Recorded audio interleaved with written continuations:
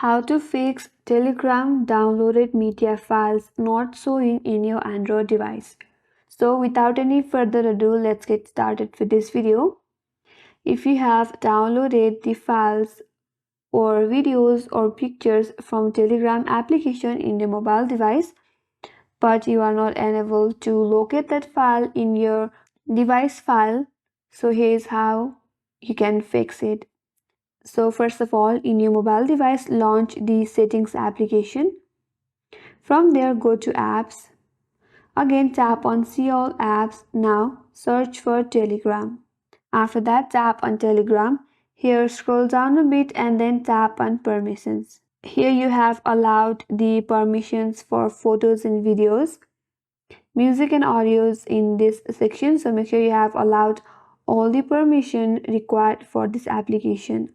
After that, go back, then tap on battery. Here select unrestricted. Now again go back, then tap on storage and cache. From here tap on manage space, then clear cache from this section. After you clear the cache, now again go back and open up the Telegram application and download the files or media again from the Telegram. After that, open up the files in your mobile device. Then tap on internal storage. From here, tap on the folder that says Android. Then tap on media.